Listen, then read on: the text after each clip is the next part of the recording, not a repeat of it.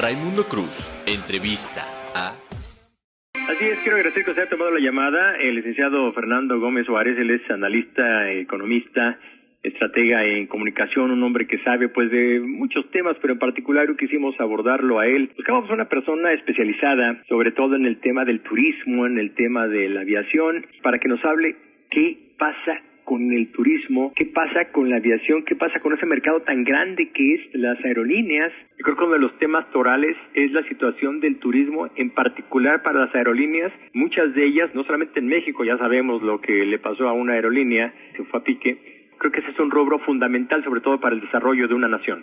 Sí, así es, mi estimado Raimundo. Fíjate que de ella depende el 3.5% de lo que se genera en el Producto Interno Bruto del país. Esto equivale más o menos a 30,000 millones de dólares al año. Lo que genera nada más las aerolíneas, los aeropuertos y los servicios aeronáuticos y auxiliares en los aeropuertos. Es una cantidad considerable y de la cual dependen muchas fuentes de empleo. Y obviamente tras la pandemia se ha reducido hasta el 50% la capacidad operativa, el número de vuelos y el número de pasajeros que están realizando ahorita viajes a lo largo y ancho del país. ¿Qué es lo que hace falta para poder detonar esto? Pues salir de esta pandemia, para poder empezar a recuperar esos números que teníamos hasta principios de 2020. Esa situación nos ha llevado a tener una contracción en la economía, a grado tal que muchas aerolíneas están pasando aceite, como se dice en el argot, pero obviamente lo que viene pasando es desde hace muchos años, no es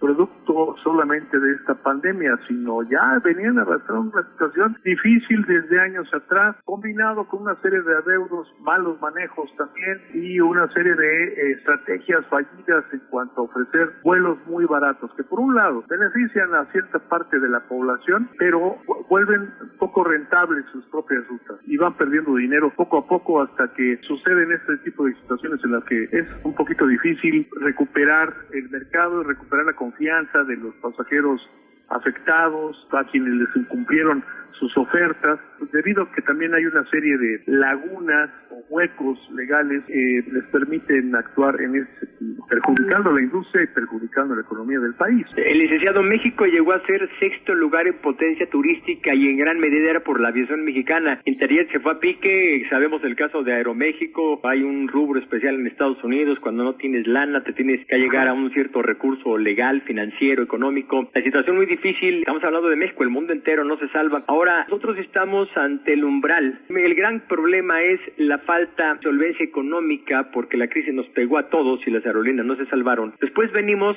con el otro tema, supuestamente para el año que viene tenemos nuevo aeropuerto. ¿Qué hay con ese asunto de la aviación? La situación ahora sí que técnica. La idea es que este aeropuerto se abra dentro de un año. ¿Tiene las condiciones aeronáuticas adecuadas para que venga a ser como un boom? Desde su punto de vista, ¿qué se vislumbra en el futuro inmediato? A un año de que inicie operaciones ese aeropuerto ya de manera comercial, tu primera etapa, pues hay que considerar dos cosas. Uno, que le hacen falta muchas inversiones y mucha infraestructura para poder estar a la altura del actual aeropuerto capitalino en la Ciudad de México. ¿Qué quiero decir con esto? Que hace falta una serie de inversiones a largo plazo. No vamos a tener el aeropuerto que quisiéramos de primer mundo en este año que falta, por mucho que se quiera trabajar, por mucho que se quiera avanzar.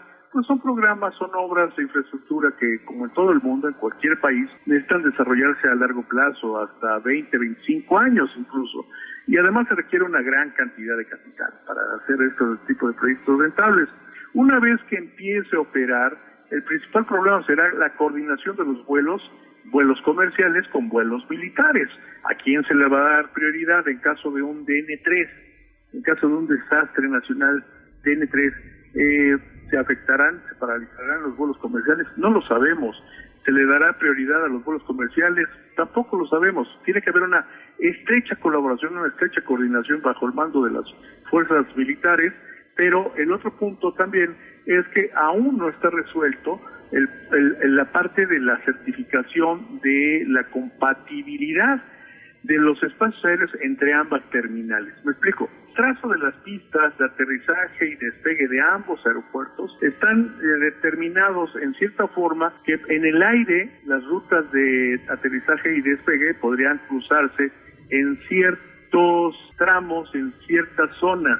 Eso es inevitable y esos estudios existen desde hace muchas décadas, precisamente en las que se había detectado en la búsqueda de una fórmula para poder solucionar la saturación del aeropuerto capitalino que se viene hablando desde hace 30 años o más, se venía analizando una serie de alternativas. La combinación de Santa Lucía con Ciudad de México no era lo ideal. Sin embargo, se determinó por cuestiones de orden federal que fuera ahí y ahora están batallando porque las autoridades aeronáuticas internacionales como la IATA y la OASI otorguen estos permisos o certificados. De lo contrario, pues las aerolíneas podrían resistirse a operar en ese aeropuerto, precisamente porque hay un factor riesgo. Los aeropuertos, déjenme explicarles, se diseñan desde el aire hacia tierra, no al revés. Precisamente hay que ver las rutas, censo y riesgo, y luego diseñar la posición de las pistas, la orientación de las mismas, a fin de que no se crucen con otros aeropuertos. Tenemos afortunadamente controladores aéreos expertos, muy hábiles, que pueden operar hasta 60 operaciones por hora, es decir, aterrizajes y despegues, una a la vez cada minuto en el aeropuerto capitalino.